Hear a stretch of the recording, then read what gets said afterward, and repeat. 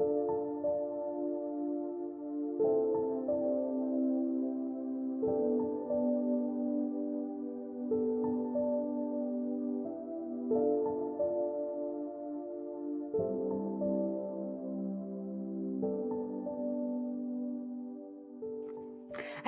avant de vous présenter les différentes années de Coluche, je vais juste vous parler un tout petit peu de son étoile. Alors déjà, Coluche est né le 28 octobre 1944. Et je ne sais pas si vous vous souvenez, mais pour le premier regard qu'on porte sur une étoile, on va regarder ces trois piliers qui sont en fait son jour, son mois et son année de naissance. Alors, 28, eh bien, ça va nous donner 10. Le mois d'octobre 10, à nouveau une roue de fortune, hein, puisque, pardon, j'avais oublié de préciser que 28, ça nous donnait 10, donc la roue de fortune. On retrouve à nouveau ce 10 dans son mois de naissance. Et 1944, on va faire 1 plus 9 plus 4 qui nous donne 18. Donc en fait, ces trois piliers, eh bien, on va avoir deux arcanes, c'est-à-dire la roue de fortune et la lune. Alors ça, c'est déjà extrêmement important et je dirais presque lourd de sens parce que dans le tarot de Marseille, nous avons trois arcanes karmiques qui sont la justice, la roue de fortune et la lune. Et on voit que dans ces deux piliers, il a déjà deux arcanes karmiques. Ça va nous parler que son contrat d'âme, en fait, hein, de Coluche, était déjà sur quelque chose d'important en termes de réparation par rapport à ses précédentes incarnations. Maintenant, si on regarde son étoile un petit peu plus près, on remarque aussi la présence de l'arcane du pendu. Alors, pour nous, dans le tarot, l'arcane du pendu nous renvoie directement à une charge transgénérationnelle. Puisque si vous regardez l'arcane, vous voyez que ce personnage qui est la tête en bas, donc le nez plongé dans ses racines, eh bien en fait, on pourrait presque l'imaginer dans l'utérus maternel prêt à naître, hein, puisqu'on sait que c'est au dernier moment que l'enfant se retourne. Et puis, sur l'arcane, il est retenu par une corde qui pourrait être justement le cordon ombilical, qui est cet endroit où se transmet toutes les mémoires. Vous voyez aussi de chaque côté deux arbres. Donc, un qui représenterait la lignée maternelle et l'autre la lignée paternelle. Donc, cet arcane du pendu est au poste 3 chez Coluche. Donc, le poste 3, c'est vraiment la mission de notre plan d'incarnation. Qu'est-ce qu'on est venu exprimer? Donc, qu'est-ce qu'il est venu exprimer? Eh bien, vraiment quelque chose à inverser par rapport à ses ancêtres. D'ailleurs, son poste 1 est un jugement. Donc, on sent qu'il s'est investi comme un porte-parole, en fait. Porte-parole pour lui, pour ses proches, mais aussi avec un vrai clin d'œil par rapport à ses aïeux. Donc maintenant, ce que je vais faire, c'est que je vais vous parler des années importantes de sa vie. Et puis bien sûr, à chaque fois, je vous citerai quel arcane est dans son poste 7 et quel arcane est dans son poste 8. Ce que je voudrais préciser par rapport à ça, c'est qu'une fois qu'on aura identifié ces deux arcanes, eh bien, on va les additionner, ce qui nous donnera l'arcane clé, qui est aussi très importante au niveau du sens de l'interprétation. Alors, on va commencer déjà par une année importante, une date importante qui est celle de sa naissance. Donc le 28 octobre 44. Donc au poste 8, il a un battleur et au poste 7, il aura une force. Si on additionne les deux, puisque le battleur est l'arcane 1 et la force l'arcane 11, ça nous fait un 12, c'est-à-dire le pendu. Donc déjà, dès le moment de sa naissance, on sent un transgénérationnel qui se réactive. Ensuite, le 31 octobre 1947, donc à ce moment-là, il a 3 ans et 3 jours. Donc on voit cette répétition du 3 qui pour nous est l'arcane de l'impératrice, qu'il a d'ailleurs en poste 10, c'est-à-dire dans l'ancestral. Donc on sent qu'au niveau de ses mémoires familiales, il y a une importance avec cet arcane 3 de l'impératrice. Donc, à cette période-là, au poste 8, il a une roue de fortune et au poste 7, il a un pape. Donc, bien évidemment, avec la roue de fortune, on sent quelque chose qui se rejoue. Et dans quel domaine les événements se rejouent? Ben, c'est au niveau du père, parce que le pape, bien évidemment, est un des arcanes paternels.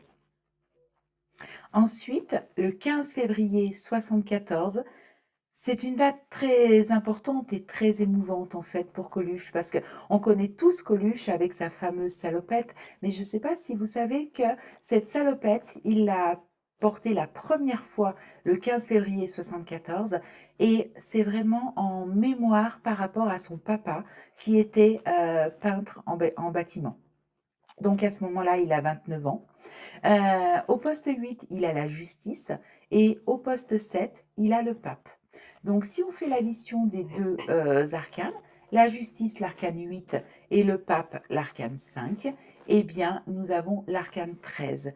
Donc c'est un petit peu comme s'il se faisait son identité avec cette fameuse salopette. Et puis bien sûr, avec la justice et le pape, on y voit toute son intention de donner, je dirais presque un devoir de mémoire par rapport justement à son papa, comme s'il avait envie de le faire exister à travers cette fameuse salopette. Ensuite, on arrive au 16 octobre 75. Ça, c'est la date du mariage avec l'amour de sa vie, Véronique. Donc, il a 30 ans. Au poste 8, il a le chariot. Et au poste 7, il a l'amoureux. Donc, si on fait l'addition des deux arcanes, nous avons à nouveau un arcane sans nom, qu'on ne va pas interpréter du tout de la même manière que pour l'année précédente, puisque là, ce 13, il va nous être donné par un chariot et un amoureux. Donc là, on voit toute l'authenticité et la profondeur de son engagement, c'est-à-dire avec l'arcane de l'amoureux, dans sa voix affective. Et je vous rappelle, la voix, c'est un terme typiquement chariot. Et puis, nous arrivons à la date du 30 octobre 1980. Donc là, Coluche est candidat à la présidentielle. Il a 36 ans.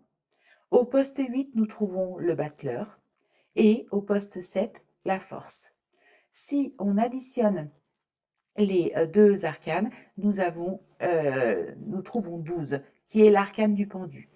Donc, cette configuration est exactement la même que celle du jour de sa naissance.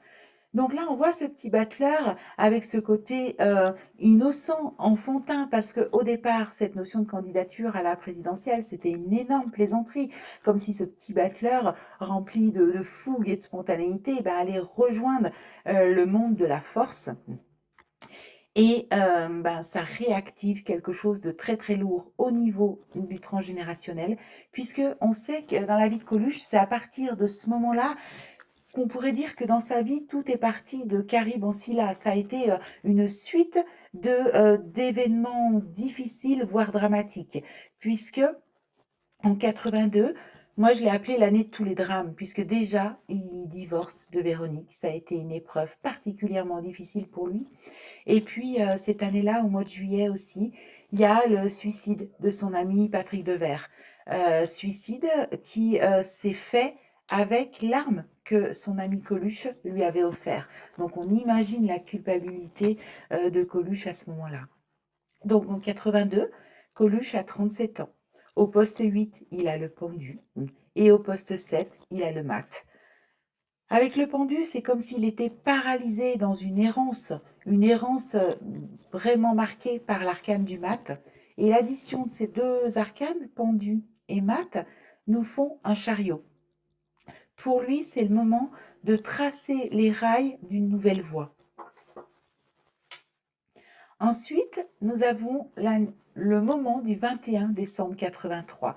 Donc ça, c'est un moment extrêmement important puisque 83, Coluche a commencé à remonter après son année profondément difficile de 82. Et le 21 décembre 83, c'est la sortie du film Ciao Pantin. Donc, il a 39 ans. Au poste 8, on a une roue de fortune. Au poste 7, on a un pape. Donc, avec cette roue de fortune, on voit que quelque chose se lance à nouveau. Mais qu'est-ce qui se lance à nouveau, en fait? Puisque avec roue de fortune, arcane 10, puis le pape, arcane 5, l'addition nous donne un diable. Derrière ce diable, on peut se poser la question, mais voilà, qui tient les ficelles en fait de ce destin? D'ailleurs, ce diable un arcane qui nous parle beaucoup d'addiction, ben, bien sûr, nous renvoie à la thématique du film de Chao Pantin, qui est un film profondément dramatique sur justement les addictions à la drogue. Ensuite, nous avons le 26 septembre 1985, qui correspond à la création des Restos du Cœur. Coluche a 40 ans. À son poste 8, il a un ermite, et à son poste 7, il a un chariot. L'ermite, c'est vraiment l'arcane qui va nous proposer sa plus grande solidarité. Et le chariot est un arcane de voix. Donc, à ce moment-là, de voix à suivre, en fait. Et à ce moment-là, Coluche, pardon, eh bien, exprime toute sa solidarité et trouve vraiment sa voix avec la création des Restaurants du Cœur. Alors là, bien sûr, je vous ai parlé uniquement des arcanes en poste 7 et en poste 8, mais ce qui est très très important, c'est de toujours les analyser en perspective avec les autres arcanes déjà présents dans l'étoile fixe. Parce que, eh bien, des fois, il y a des années où nous allons voir apparaître un arcane qui n'était absolument pas présent dans l'étoile de naissance. Ou alors, des fois, il y en avoir une. Donc, à ce moment-là, si elle est au poste 7 ou au poste 8, ça va nous les faire monter de 2 à 3 ou à 3 et qui ne sera pas du tout la même interprétation. On ne va pas les interpréter pareil selon le nombre qu'elles représentent. Et puis, nous arrivons au dernier jour de Coluche, ce 19 juin 1986. À son poste 8, il a la justice. Donc, ça veut dire que la justice, c'est l'arcane 8 qui est en poste 8. Donc, c'est un arcane qui va redoubler de puissance et d'importance puisqu'elle est en domicile. Et au poste 7, on a encore une justice. Si on additionne les deux arcanes, eh bien, ça nous donne 16, la maison Dieu. On sait que la maison Dieu, dans le tarot, ce sont ces événements qui arrivent brutalement, un petit peu comme une chute. Et c'est exactement ce qui s'est passé ce jour-là. Cette maison Dieu qui vient en fait de deux justices. Et je précise parce que j'en avais pas parlé lors de la petite présentation de l'étoile de Coluche. Son étoile était déjà très remplie en justice parce qu'il en avait déjà 3. Et ce jour-là, ça lui donnait 2 justices supplémentaires.